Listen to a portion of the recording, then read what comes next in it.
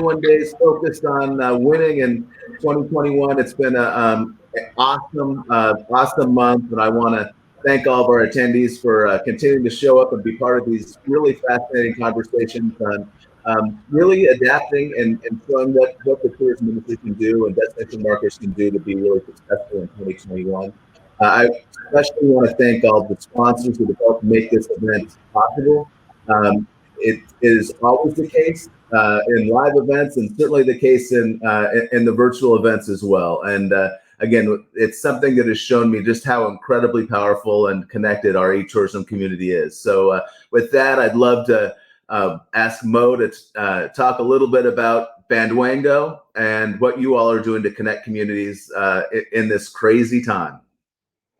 Thanks, Will. So my name is Mo Parikh. I'm the CEO of Bandwango.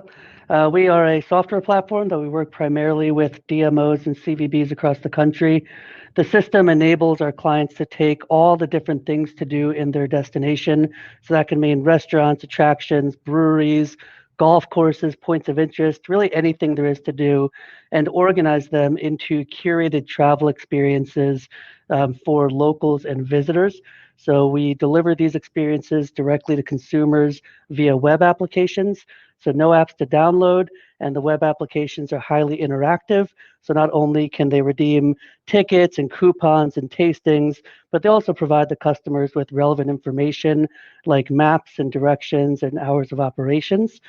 We've done a lot of programs this year to date. I believe we've launched over 90 passes with destinations this year alone. And we're seeing a big shift now towards local focused marketing, which is going to be a great discussion today. So thank you, Will. I appreciate it.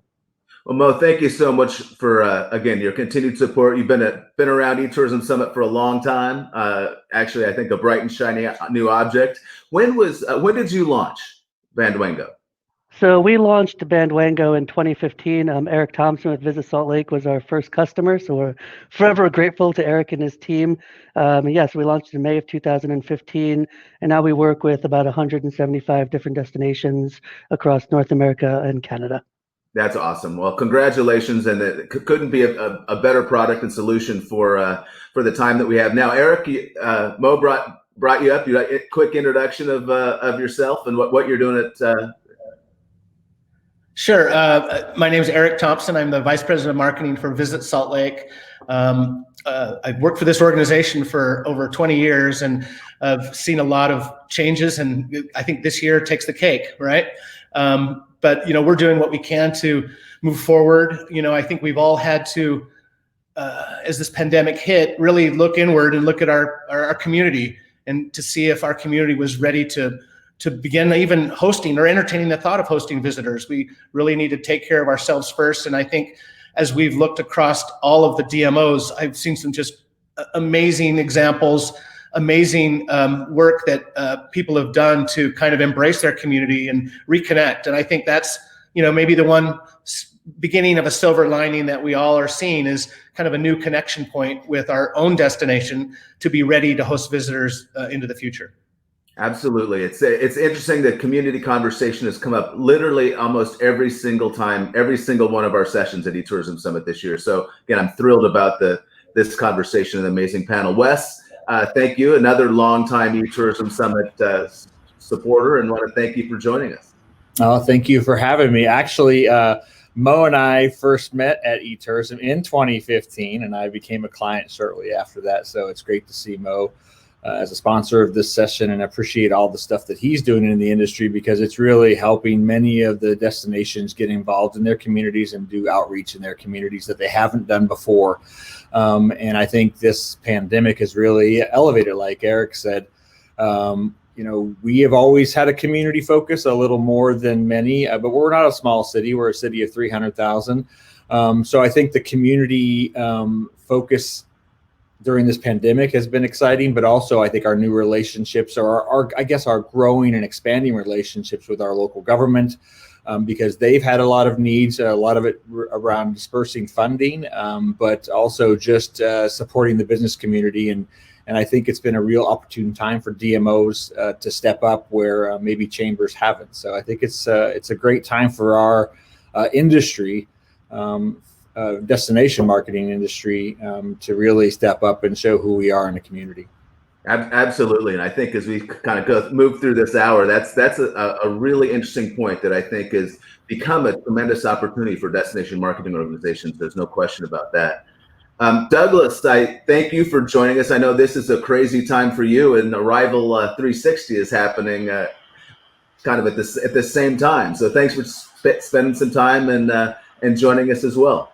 Oh, no, Will, thank you so much for having me. It's great to be here. Been a huge admirer of you and Jake and the team at eTourism Summit for many years. So thank you. Well, normally we would be sitting down, Douglas, talking to you about what's happening in the event space, working with attractions, and your segment of the industry, which you have just done such an amazing job of capturing and providing a connection for, has been obviously really hurt through this, and it's all the local attractions and the local tour operators and the local experience providers. Can you kind of tell us what's the buzz at Arrival today? Well, I'd say probably there's a few things. I mean, first, the industry has been, as you said, so completely, beaten down, especially after, a decade of just, unbelievable, just an explosion of creativity and entrepreneurship. Half of the million or so operators or experience providers around the world actually founded their businesses within the past 5 to 6 years. And really, the industry culminated in some ways last year, sales of $254 billion, so making it the third largest sector of travel and tourism. And then within really a matter of a couple of weeks, the sector went from being on top of the world to literally being grounded. So, but I'd say that a couple of big themes that have come out. One is pivot, and I hate to use that word, and I actually I make fun of that word frequently in my own kind of speaking and writing, but pivot to local for a lot of operators, which of course is what we're talking about here today, is really huge. Also, pivot to virtual, pivot to small group experiences, and I think especially, and we can talk about this a bit, even for very classic attractions, and we just had at our opening day yesterday, Jean-Yves Gazi, who's the president of the Empire State Building Observatory. And he's got an incredible challenge. How does the most iconic attraction in New York that would typically, most New Yorkers would avoid the corner where, the building sits because the lines are going, around the block and down the street. How does an attraction like that pivot to pulling in locals and getting locals and folks within the drive market to re-experience or discover that attraction anew? So it's a really interesting, fascinating challenge that we can talk about today. Yeah, it is amazing, and we're starting to see that obviously in Manhattan, and we had a great conversation with their chief creative director and the CMO of NYC and Company on their initiatives, which I think were a great example for DMOs. But you kind of bring to the head the one thing about travel and tourism, and that the industry is by and large an industry of small businesses, and those small businesses are the ones that are providing incredible value to travelers traditionally, and certainly provide experiences to locals. But as a connector, DMOs, I think, have an extraordinary opportunity to connect a bunch of small businesses that are all hurting, they're all struggling, and I think Eric, you brought up the idea of what DMOs are doing to help kind of bring those small businesses together, so that the power of 1 + 1 is 3, 4, or 5, by connecting them and helping them get their services out and promote other businesses within the communities. Yeah, I think one of the things that we've all had to do is partner with those funders that had control of CARES Act money. So from our state level to our county level. And there's been some amazing work done to put offers back to our small businesses. You'll see a lot of the 50% offs and deals, again, trying to generate, hopefully there's demand to take advantage of that. And that's what we're trying to, do. But that was the first step, is getting dollars available to be able to have these promotions that were focused, first on possibly short haul, local community, and expanding outward. And in our organization, we're still a destination heavily influenced by the meetings and convention business, and trying to work with our state to have convention related offsets, whether it's room night offsets for short-term bookings, whether it's helping fund rapid testing for groups that are coming soon. A lot of these things, having to think creatively on how we can work with that market, but also showcase what a lot of our local businesses are offering with CARES Act money. Yeah, the CARES Act funding has been clearly lifeblood for a lot of the destination marketers over the course of this last couple of months. There's no question about that. Wes, have you mentioned the chamber and the CVDMO kind of the CVBs are taking on roles traditionally you would have thought would have been a chamber role. Are you seeing anything with you or your colleagues saying the same thing? Exactly. And, we're a large city of 300,000, so we have a very large chamber. We actually have multiple chambers. We have a traditional chamber, then we have an African-American chamber, a Hispanic chamber, a Punjabi chamber, and an Asian chamber. So we have a lot of chambers in the mix, but really when it came down to it, we stepped up with our Stockton Healthy Pledge program, and we're able to get funding from the CARES Act through the city for that. And then, the city actually reached out to the chambers to help them with a small business grant program. And so they wanted to distribute $2.5 million, $3,000 at a time to small businesses in our city. And really it was a thing of facilitation, approving grant, reviewing applications, cutting checks, and then worrying about the tax implications of getting out the 1099s. And the chambers all said they couldn't do it. So, Visit Stockton said, you know what, we can do that. I mean, this is a crisis, for crying out loud. You got to do things that you normally wouldn't do to step up and support your community. And the cool thing is that this co-branded letter that goes out with each check that we send has the city signature and Visit Stockton signature on there. And so it's just going to, it goes back to this conversation we're having in the industry about community shared value and what is the value proposition of a DMO. And before, everybody looked at this as this supporter of hotels or attractions. And I think now stepping up with all these programs related to the pandemic, we're going to be seen as a totally different organization. But it goes back to what Douglas said, and again, I agree with this word, is pivot. I mean, chambers are so, they worry about, can they do things out of the scope of their members, right, or their membership. And we're lucky we're not a membership organization, while some DMOs are. But just the ability to pivot. We do it all the time, right? We host events, and we've got to pivot all the time on one thing or another when we're hosting events or when we're working with groups or just anything. So I think it's just organic to our DNA to be pivoters. So I would agree with that. We can just do it, and we stepped up when we needed to. Yeah, that's congratulations. That's awesome. I know the long-term benefits of that are going to be extraordinary. You're going to have you're creating value to organizations within your community that probably didn't even know what you were or what you did. So congratulations. It's a great example for all of us. Mo, I'm fascinated by the growth that you and Bandwango have had over the course of the 2020, and one of the probably few travel industry businesses that is thriving in these crazy days. I'd love to get your perspective of kind of what you're seeing consensus-wise with all the new clients. What are the trends that you're seeing in terms of destinations and what they're expanding their offerings to their local community partners? Yeah, so, the focus really this year has largely been on locals more than anything. Obviously, that word pivot very much applies here because we know traditionally DMOs have been focused on leisure and business travel. But, I've for a long time now been a really big proponent of this notion as a local as an ambassador. If we think about traditional marketing and the cost to acquire customers, a lot of these ambassadors are sitting right in our backyards. And so what we're seeing a lot of our clients doing now is spending this time in 2020 developing local focused programs. So for example, Newport Beach, they did their restaurant month with us. And they're doing it to entice locals to visit more and more restaurants. They gamified that program. Ottawa Tourism has a very successful local savings program. And to your point earlier, Will, I think it is this notion of 1 + 1 = 3. Because when we can stitch together these programs that include all these different types of local businesses, it really does rise the community. Just looking at the numbers that we've seen in Newport Beach, for example, not only were they able to generate close to 5,000 signups of their restaurant month passport, but about 1,500 people actually checked into restaurants that we tracked. But on top of that, thinking about the longer term strategy of how we can leverage this data is really opening up these lines of communications with locals.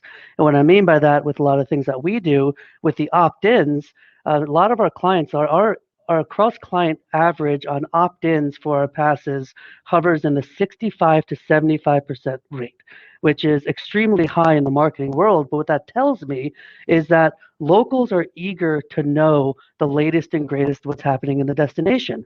And the DMO really is that glue that brings everybody together, that can be not only that source of truth, but the trusted local organization for all the things to do in these cities. And so a lot of focus on local tourism, but in parallel to that, we're seeing a lot of destinations now also begin development of programs for the future when tourism bounces back, not if, when it bounces back. And they're sort of preparing for that as well. And I've always had this hunch of, if we think of our locals first and really empower them, then we know the power of VFR. We know that a lot of travel occurs to visit friends and relatives. And I was telling Eric last week in our meeting that I even take, when my friends come to town, I take them on the Salt Lake Brewery Pass. And me as a local who has lived here now for 13 years, I went to breweries on that pass I didn't even know existed. And now I've gone back to them a few more times. So I really do believe that the power of locals is really here to stay. And I think it's going to be really introduced into the mix of destination marketing for the long term. Well, that's a great transition to a question I have. Clearly every destination around the country right now is focusing on, the near term. I'm focusing on locals, and I have a question, I guess, both for Wes and Eric. But do you agree with Mo that is here to stay? I mean, that this is, we never focused on our locals really in the past. Going forward, when travel starts to kind of rebound, do you see the local component of DMO marketing continuing to be a focus? I think to most part, we have had this local focus for a while, and it predicated for us on an image challenge. We knew we had an image challenge, and if your locals don't believe in your product, how are you going to convince a visitor to do so? So we really we created our restaurant week 12 years ago, and we have a beer week and an arts week, and all of these events aren't necessarily about driving visitation. It's about adding things to your community that your community can talk about to the external, the VFR people, right? The pass that we work with Mo is a discount pass. It doesn't cost anything. It is mostly used by locals. We use it for some special events or some groups, and it is every type of business. Our Stockton Savings Pass has everything from framing to optometry to restaurants and attractions. So we really believe in the local. We actually create a weekly events email that primarily the recipients go to locals. And so I agree, it's here to stay. And I think it's exciting because, to Mo's point, I think your locals are your best ambassadors in this day and age where everybody talks about everything online, the good, bad, and indifferent. Your locals are doing that about your community. And the more and more they brag about your community to their friends and family, the more and more they're going to come out and visit. And we all know how that cycle continues to grow. Right. Eric, your thoughts? Yeah, I mean, I'll take a little bit different take on it.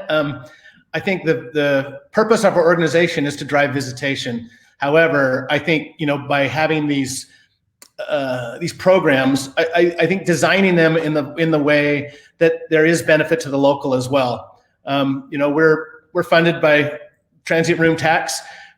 We want to drive visitation, and I think it can be a part of your strategy. But I know our stakeholders will want to make sure that we're razor focused on room nights and visitor economy. Awesome. I couldn't agree. I think that it's going to be somewhere in the middle. There's no question, though, that there's a real opportunity to broaden relationships. And first, I'd like to welcome Jason Hackett. Just joined and popped in. Welcome, Jason. I don't know if he's hearing us. While we work on that, Douglas, I want to take what the conversation about DMOs, and your industry is by and large predominantly small businesses, and I don't think historically we're that well connected with destination marketing organizations. Are you seeing that your businesses are starting to connect more with local DMOs? Quite honestly, no. And in fact, it was a question that I was going to pose to Eric and Wes as well. So in surveying that we've been doing, in fact, since the onset of the pandemic, I mean, even beforehand, but since the onset of the pandemic, where we're looking at how operators are approaching reopening, how are they developing best practices or protocols, what are the standards that they are following in terms of health and safety and a range of other things around reopening a business right now. And less than 40%, so fewer than 2 in 5, said they got any guidance from their local DMO or destination marketing organization. And that to me was not really a surprise. It was kind of it was an indicator of the real gap between this incredibly large and diverse tour activity and experience provider community and the a similarly diverse and really important destination marketing organization community. Now, there's certainly exceptions. For example, if you speak to the folks in Orlando, for example, and some of the attractions there have been singing the praises of the organizations in Orlando and also in Florida, likewise in San Diego and New York. So there's certain key markets which have done very well and have very close relationships with some of their attraction providers. But there's definitely a gap there. And so I actually have posed that question to Eric and to Wes, because having been in travel and tourism for so many years, I have this perception of DMOs as well. You're really focused on hotels and getting, heads and beds, and you're also filling up the convention and meeting spaces. But you have this, incredibly large community of small business owners. Often it's solo entrepreneurs who are running pub crawls on the weekends or alternative walking tours in the middle of doing other full-time jobs, who are not connected to the DMO community, not really connected to the other facets of tourism and business development within the industry in their community. Seems like a big missed opportunity for me. Yeah, I can jump in a little bit. I think every destination is certainly going to be a little different in how they are able to work with their attraction venues. We've actually had an attractions pass that we've run since 2000. We've had a ski pass with the 4 resorts in our county we've run since 1997. So we've been working with some attraction venues for a long time to create, and again, technology has changed over these last 20 years and how you could offer those, to the point that we have a ski ticket now that we can sell to visitors that's good at our 4 resorts, that has complete RFID compliance to get them straight through the lift terminals, And so we've worked alongside with our attractions to have something that's, and this was a pass pre-Epic, pre-Icon pass. We've been doing this for a long time. And so I feel like we've done a pretty good job. I think where we are now trying to get into the next level is working with some of those smaller, secular tour experience companies, who is the Segway tour guy, who's going to have something different. And, using the Bandwango technology, we're already developing our own experience marketplace that's similar to an Airbnb experiences, to try to offer these one-off pieces instead of our own attractions pass. People can ad hoc place these alongside of a non-commissioned booking engine that we have, some really interesting things. One of the strategies we have short term right now is adding value-added offers to bookings through a non-commissioned booking engine at over 160 properties within our destination. And I know booking engines has been a really sensitive topic amongst a lot of destinations because the way they're set up. And I feel like we have set up some infrastructure for us to succeed into the future, to work more with our hotel partners, to tie these attractions to bookings for them. Again, this is all about short term, but also planning for the future. So I think we've addressed it. I would say I would love to our destination is only as good as the products that are offered, and we'd like to sell them in the easiest way that a consumer can take advantage of them, whether they're coming for a convention or for a leisure tour or a Western National Park tour. That's our goal. Yeah. And Eric, I think that's a really interesting point you bring up. I think you're very smart to sort of think in the future in terms of hotels and how to create these value adds, because you're spot on. A destination is really the sum of the products in that destination. And people fly and they stay in hotels, but the big piece at the bottom of that pyramid is all the things to do in that destination. And so, praises to you and your team for thinking about it from that angle, because you're right. If there is a great product for when people visit, and you can now combine that with hotel stays, it helps everybody in the community now, because not only are you satisfying the stakeholder needs to put heads in beds, but now you're putting forth a great product for people to visit these small businesses across the city. Absolutely. Just to add to that too, it's such an important point. The average leisure traveler does about 6.5 to 7 activities or experiences of one type within a destination, and it's completely diverse. So, I could go up to the top of Vanderbilt One, which I'm really looking forward to, by the way, once it all opens up. But I could do that one day, and then, the next day I want to go over and do, take a pizza tour with Scott's Pizza Tours, do something completely different. And so it might not seem like an obvious, cross sell, to do that, but at the same time, it actually kind of is. And I think the glue, frankly, is the role of the DMO. And I think the pass product is a really interesting concept, around that. But I think there's it's the opportunity for DMOs to step in and provide that glue is tremendous. And Doug, just to throw into that point, one other thing, sorry, Will, is also the notion of, if we look traditionally or historically where DMOs have been, it's been largely in that top of the funnel inspiration discovery phase of a customer's journey. I think, in my opinion, there's tremendous power of combining that top of the funnel inspiration with bottom of the funnel conversion, because when you are looking for things to do in these different cities, you'll find booking sites, you'll find the TripAdvisors, and those are largely review and booking sites. But I think what the DMO really has, which is highly unique, is curating content and combining that with that inspiration and the reason to book, and then add into that mix the convenience for the customer. Because as we all know, when I search things to do in Salt Lake City, Visit Salt Lake shows up in the top 3 organic results every time because of the organic equity that they've built. And we know people are visiting these sites and reading the content and trusting Visit Salt Lake as the local authority.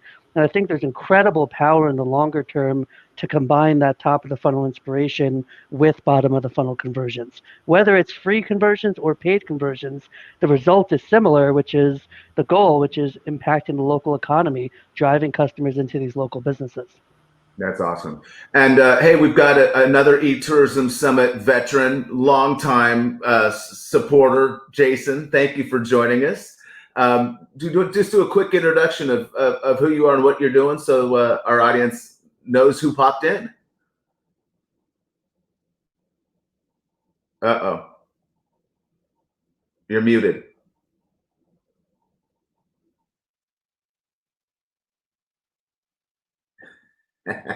All right, continuing the conversation while we wait for Jason to unmute and hop in on this conversation. I want to, Mo, you've said one word twice in the conversation today, and that was trust. And we're one of the themes over the course of the eTourism Summit this year has been about the lack of trust, and we're kind of in a post-trust environment. It's amazing to me that if you look at the Gallup study, the number one most trusted institution in the United States is small businesses. And so to the extent that, as you know, Douglas his small attraction providers, these one-man shops, people trust them. And I think there's an extent beyond just networking with these small businesses. That what we saw in New York City and their response campaign was really highlighting these small businesses because they're really great human interest stories as well as resources. Yeah, and I think, these small businesses are also the unique things to do in these destinations. When somebody goes to Houston, Space Center Houston shows up, and it's a given people are going to go there. But to your point, Will, of these small businesses really create the thread of this country, and there's incredible stories behind them. They're putting a local flair on these things. They're not necessarily as corporate. And so again, going back to exposing these more off the beaten path activities to consumers is really of a lot of interest to a lot of customers in this day and age. When I go to big cities, I tend to not actually go to the major attractions, and I tend to go try to find the hole in the wall whiskey joint with Wes in these cities. All right, because I mean it's just that's part of the local flair, and it brings in the local culture. And I think customers do trust these small businesses because they know this could be your neighbor or your kid's teacher that's doing a really cool thing on the weekends or as a side gig and really trying to make an impact. And again, I think, the ability for the DMO to expose those and rise the tide, I think is critically important because a lot of times these small businesses that are working weekends and nights, they a lot of times don't have the resources or the knowledge to properly market. And I mean, it's a great opportunity in this day and age of COVID for DMOs to build these relationships with these businesses across their entire destination for longer term, future growth together and to create a diverse set of products and a unique set of products to expose to both locals and visitors. It's funny you say locals, and now Eric, I'm going to go back to my old ski days, and I mean there was always the local thing and the local versus the visitor, and the locals kind of like to hold on to the little special things that they had, and you could always tell who was a local by how they dressed versus the visitors. But I mean that's really changing now, right? I mean that becomes the local recommendation is a huge. It's always been a driver. You always wanted to be like a local. Yeah, for sure. You don't ski in jeans, do you, Will? No, I haven't done that for many years. No, I think the ski industry is quite a niche, and having people want to know where the cool places to go are. Clearly the local piece is important. I think too, this is an interesting year. Ski resorts are limiting. There's some limiting pass sales, reservations we're hearing about.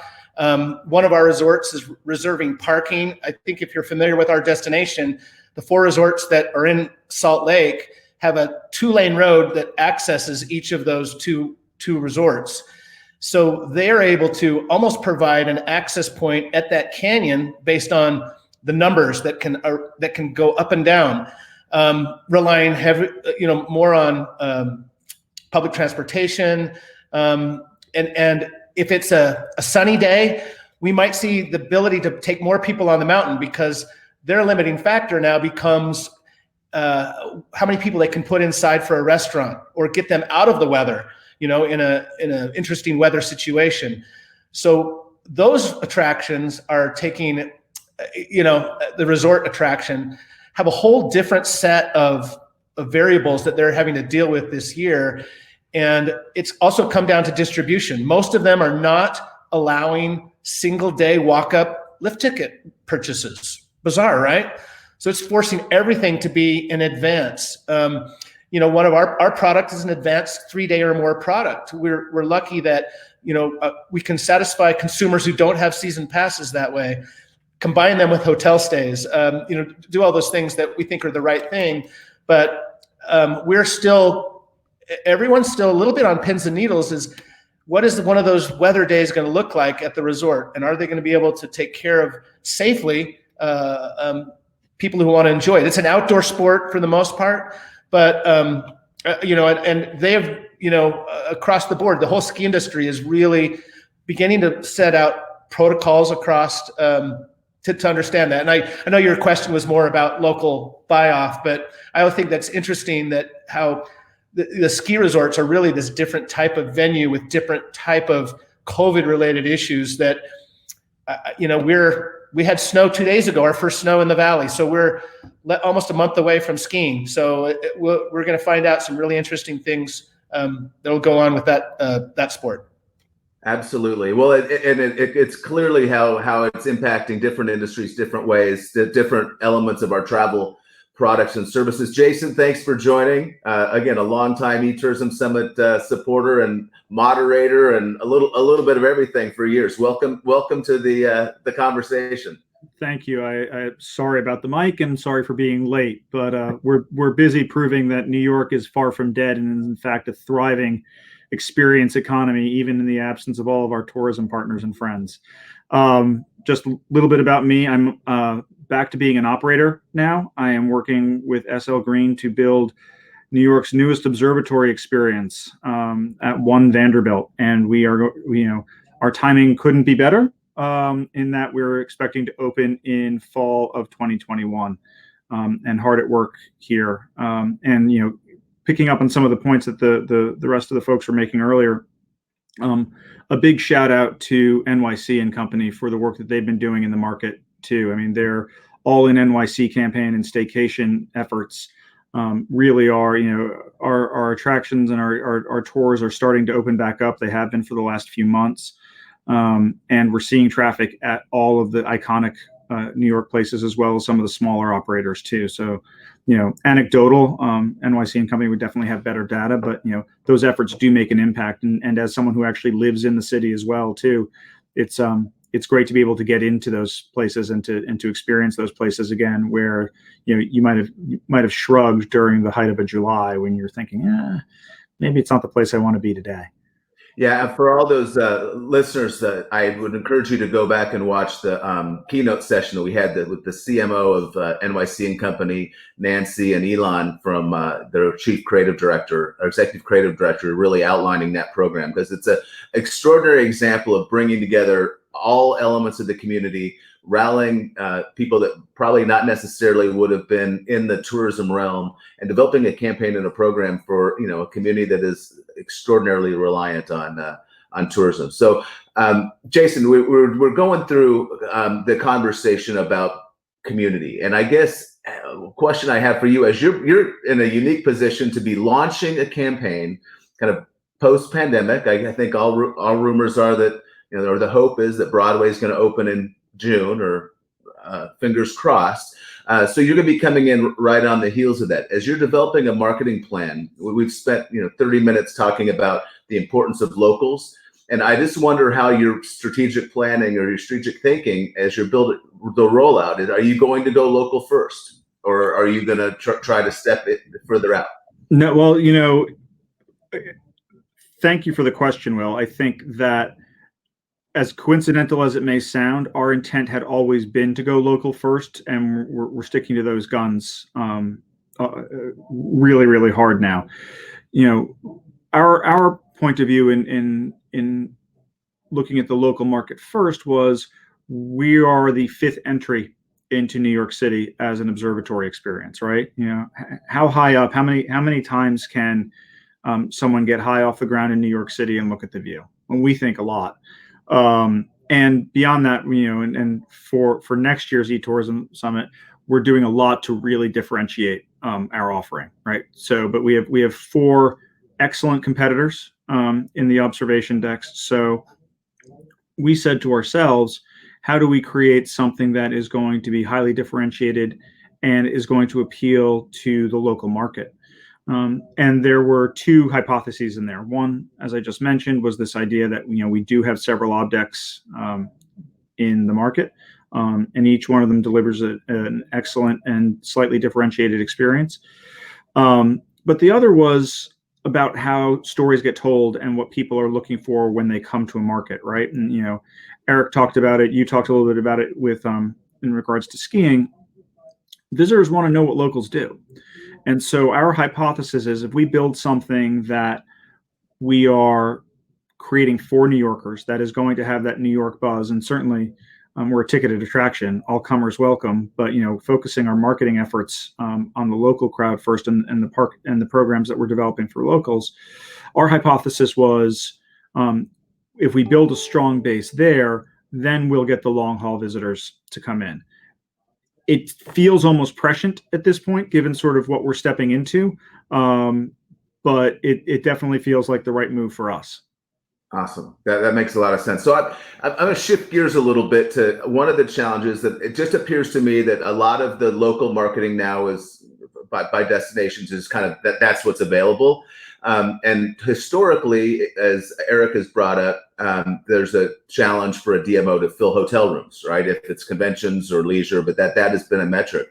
Douglas, I'd love to hear from you and Mo and actually the entire panel on how we can merge those two so that the local is helping drive room nights and, again, creating a bond, a better relationship to attractions, service tour providers, and the DMO that are driving room nights, and not just, a listing on a website.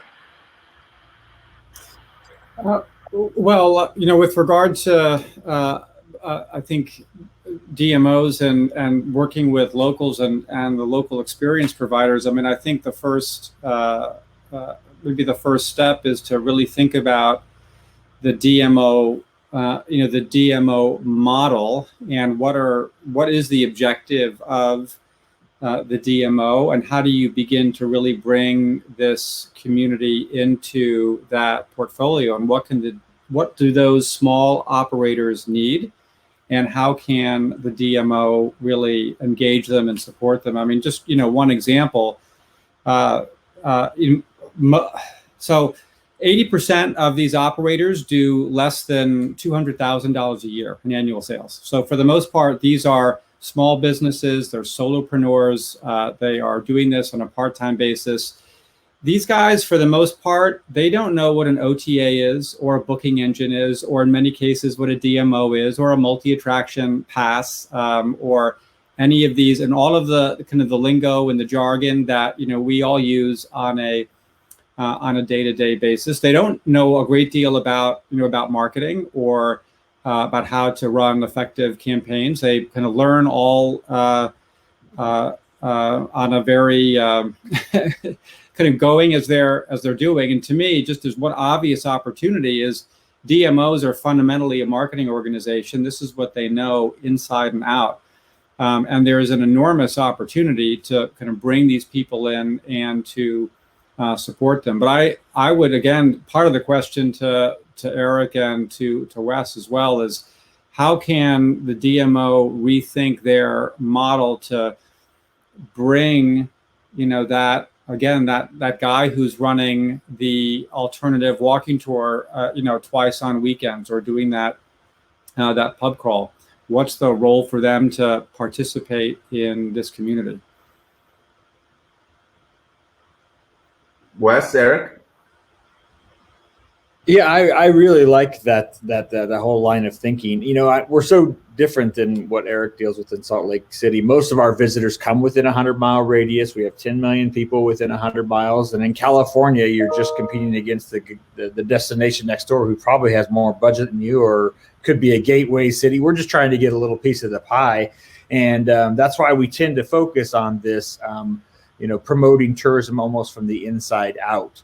And getting our locals to be those ambassadors, because our messages within our 100-mile radius can get really muddied in trying to be competitive with even the large cities of San Francisco, the Bay Area, the wine regions, Tahoe, the national parks, all within a short driving distance of us. So I really I'm all in on the conversation with every little bit of small attraction and little mom and pop tour. We have haunted tours downtown during this time of year. We have historical tours that are just done by a single guide that we promote. So for us, because we work on such a different scale here, we really believe that is kind of what we do best, is because we know those little things where, because our city's small and our attractions, we're, like I said, we're not super attraction rich here. So we can actually know every single operator within our city. So I love that idea, and we continue to try to expand upon it. Yeah. I think it's interesting to think about the conversations we were having a year ago at this time. Overcrowding, how do we manage that? It's crazy, right? And I know we were, a lot of the talk a year ago was about how we become better destination managers, working with our community to managed growth. And, I think we all were going down the road of trying to figure out how can we get a better, understand our community sentiment. How do they feel about the visitors? Do they want them? Do they understand the value that they bring? And I think that's one of the things that is really important for us to really establish the value of the visitor economy, what that brings, tax offsets to a local. But I mean, I think for the most part, locals are very proud to show off where they live. They want to, show what the coolest next best thing is, and they are our best ambassadors. So I think we can start there, but I think that education point, I often say that this has actually helped us let people understand how important the meetings and convention business is in our destination. We used to have a Monday through Thursday spike that is non-existent right now, and people are saying, "Where are all those people?" They think they're all tourists, and I'm like, no, when we had a 30,000 person outdoor retailer convention in our city, they knew Outdoor Retailer was in town, and they kept asking, when is that coming back? But they don't know that could be the Society of Nurses, it could be oncology groups, it could be these solar and wind groups, that every one of them bring huge impact. And so I think it's an education point that we as destination marketers. And that flows into, they're here, but that's why your small business is working too. Yes, it might be heavily local, that restaurant might see a lot of locals, but those spikes and bumps that are kind of your profitability of your profit and loss is probably a lot to do, especially in our downtown core, with the meetings and convention industry. So I think it's helped us, for those people who may not have paid attention to that, to really understand the importance of that. But it also falls on us as DMOs or CVBs to continue to educate that. So we can be, we can share our research. We have amazing research at our fingertips now with, cell phone based data and, overall visa numbers, all these things. If we can share those with our small businesses and locals, they're going to be really happy when we have that next convention, and they're going to help us take all those steps to get that. Yeah, you remind me of a great conversation I had back in the early 90s when I was vice president of marketing at the Denver Convention and Visitors Bureau. And my marketing chairman was a brew pub owner. And he said famously, 7% of my business comes from visitors. But the difference is, and why I'm on the Visit Denver board, is because without that 7%, that's the difference between me making money and going out of business. And that was an interesting perspective on tourism. He happened to get so upset that the mayor at the time sold the naming rights of Mile High Stadium to Invesco. He ran for mayor, served 2 terms, ran for governor of Colorado, served 2 terms, and ran for president this year, and is now running for U.S. Senate. But it all launched on that model of just how do you communicate the extraordinary value of small businesses, and not only how they add to our quality of life as locals, but that the tourism economy is critical to keeping those services available. So I think that kind of ties in the important role that DMOs play. I want to go back to kind of best examples. And Mo, you had started with a couple of examples and maybe non-traditional partnerships that have come around through the COVID that you in some of your programs that I think could give some DMOs new thoughts on it's not just restaurant weeks or beer tours, but some other ideas to connect that when people are connecting kind of non-traditional businesses together to promote. Yeah, I think one of the big things that comes to my mind is Travel Iowa. With everything going on with COVID, the timing of the Department of Natural Resources having their 100th anniversary came up right when COVID did. So they started, looking at themselves and said, what can we do to incentivize both locals and drive market visitors to visit more outdoor locations. We're seeing this more and more where, if we think about the things to do realm as a whole, it doesn't always have to be simply brick and mortar businesses, but points of interest and outdoor things to do are becoming more and more important. And so the state of Iowa launched a state park passport program with us. That was to incentivize both visitors for residents and drive market consumers to visit more and more state parks and check in using our platform via GPS or a PIN number, and they won prizes. So fast forward about 3 months into it, we had generated nearly 12,000 signups of that state park passport, and they've now crossed 15,000 check-ins at state parks, and they've exhausted all their prizes. And so that was a really amazing sort of way to see a state tourism office partnering with, in this case, the Department of Natural Resources, to create a program that went absolutely viral. We handle all the customer service for our clients, and I look at some of the tickets that come in, and in the state passport program, it was interesting to see customers were emailing us, not because they had an issue, to say to us, my husband and I have been stuck on our couches for 3 months. This program got us to hop on our motorcycle and drive 900 miles this weekend and look at the different state parks. I think that type of impact, is critically important. And it is really out of the box thinking because a lot of times when we look at discount programs and things like that, it does involve brick and mortar businesses, but they put a twist on this and added in these state parks. And now what they're doing as the next level of this program is they now have added local businesses in the vicinity of these state parks to spur people to visit those. And now they're getting ready to launch, I believe, next month, a byways pass. I think there's 15 to 20 byways in the state of Iowa, and they're using our platform to create a byways program that, again, combines historic points of interest in state parks with local businesses to do that. Another great example is the Culinary Tourism Alliance up in Ontario, Canada. They launched a large regional program where they broke the regions of that province up. I think they have 15 different areas. And so customers that they're trying to attract, the tough challenge there is we don't want to deliver everything to everybody. Meaning we don't want to have one pass that has 200 merchants on it, but it becomes a bit of a usability nightmare. So what they did, which was really out of the box, is they broke these into regions, and in each region they have very specific restaurants, food and beverage businesses, and they applied gamification to each of those regions. So there's prizes if you visit certain number of locations in one regions, but there's also prizes if they cross regions.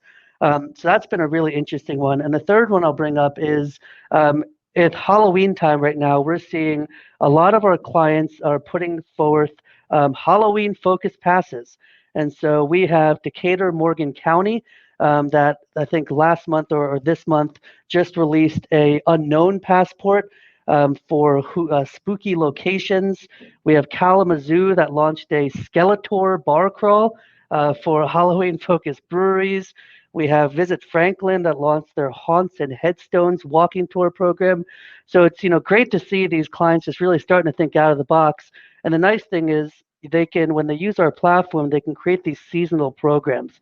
So they can change it up, they can put new branding on it, and really just cause interest from a larger set of customers that maybe aren't interested in only beer and wine and attractions.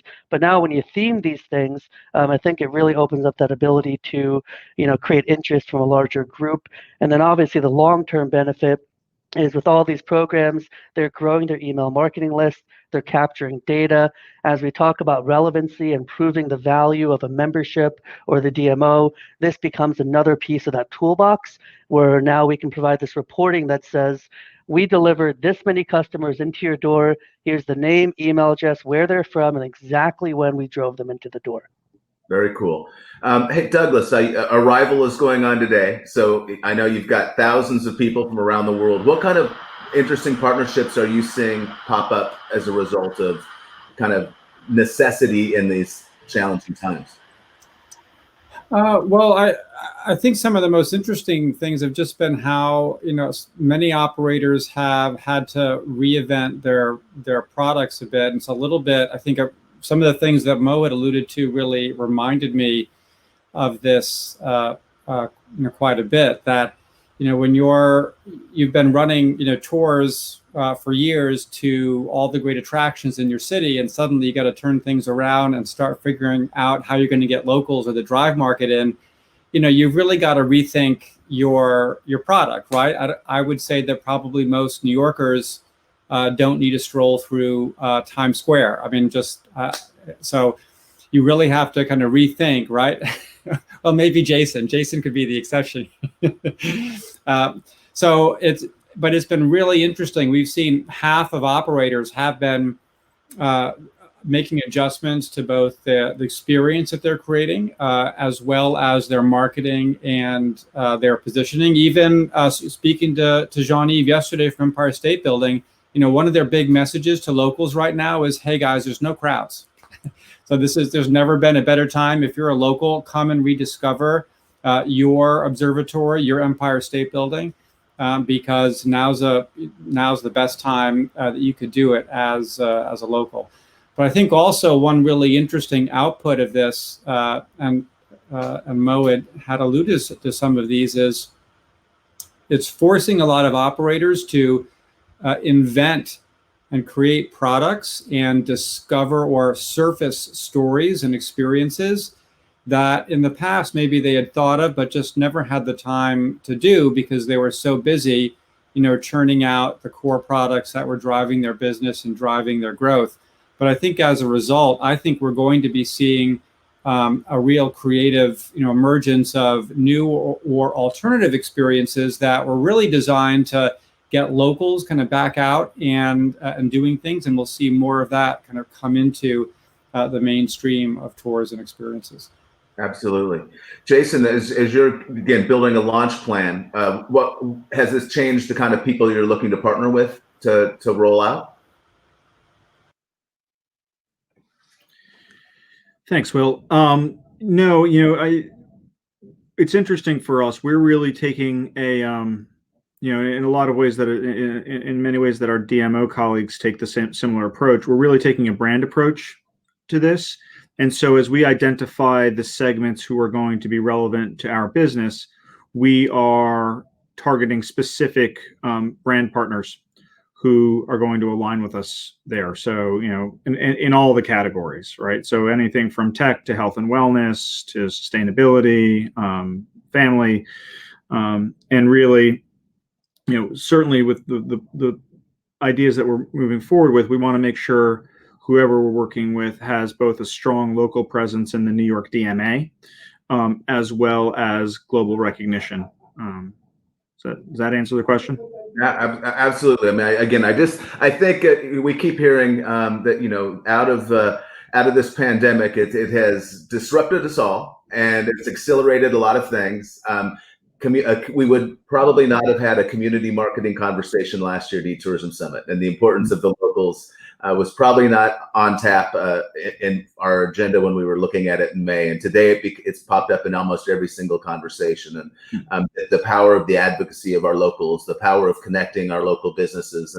And I guess we've got a couple minutes. I'd just love to kind of go around and see how long you all expect, and we kind of kicked off with this, but the local focus to be important. In a lot of our marketing conversations today, people are talking about, near term as being this week and long term as next month.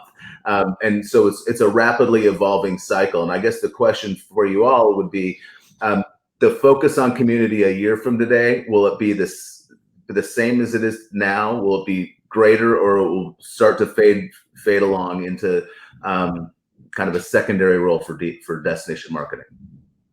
Since my mic's on, I'll jump. I heard a few years back, and shame on me for not hearing it sooner in my tourism life, but the Hawaiian concept of kama'aina, right? And I think that we have been forced as a tourism community to re-engage with our locals because that's who's here today. But it's incumbent on all of us to not forget them when we're through this pandemic, right? Our locals in many ways are the lifeblood of our community, and they can be there to help us out in shoulder and dark seasons when our visitor base has gone home to wherever it is that they live. So, from my perspective, both as a someone responsible for marketing an attraction, as well as sort of good tourism in New York citizenship, locals are front and center on the radar for the foreseeable future, meaning the rest of my career. Awesome. Eric?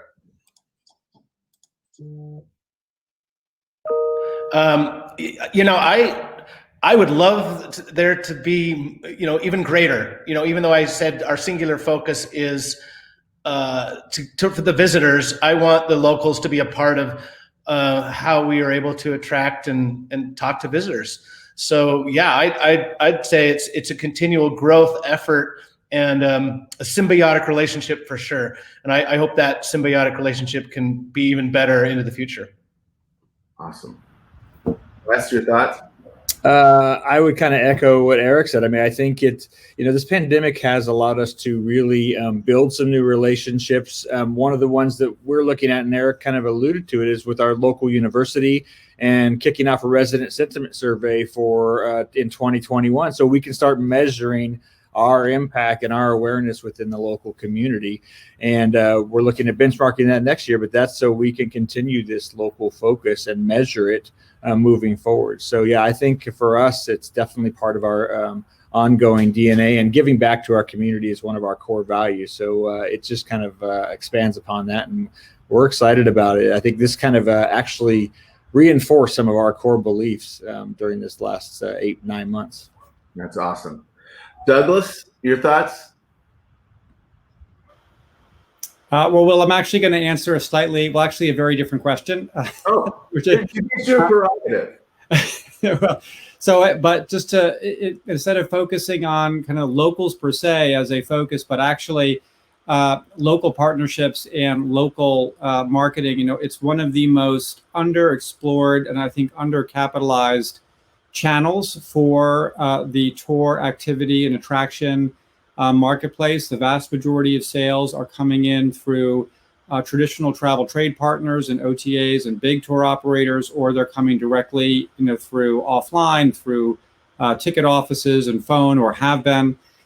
Really underutilized channel is where, okay, I'm going into Vanderbilt 1, I've had a great experience. Oh, by the way, there's a great pub crawl that's down here in the village or wherever, and we have a great discount for you. There's actually a number of initiatives that are underway by different reservation systems as they try to sell in and get their operators in a market, like a quorum of operators on a platform to facilitate cross-selling. Not entirely unlike the idea of the pass model and what Mo and his team are doing, but this is a totally underdeveloped area that I think a lot of operators and technology providers in this space are really starting to make some moves in. And so I think we're going to see distribution for local experiences look a lot different as we all come out of this craziness that we're in.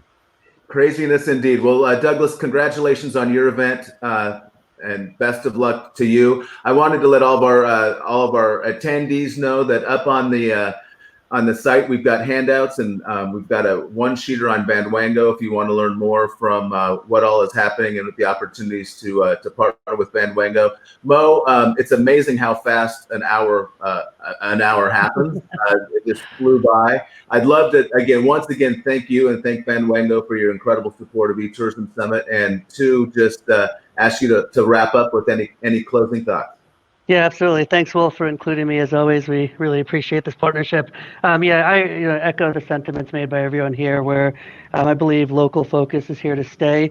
I also firmly believe that if destination management and experience design are developed from the local up basis, it's going to benefit tourism in the long term regardless. Because if products are developed to create excitement from the locals, that being a low-cost channel to let people know about the destination is really a great approach. And so, yeah, I thank everyone for your time here. It's been fantastic.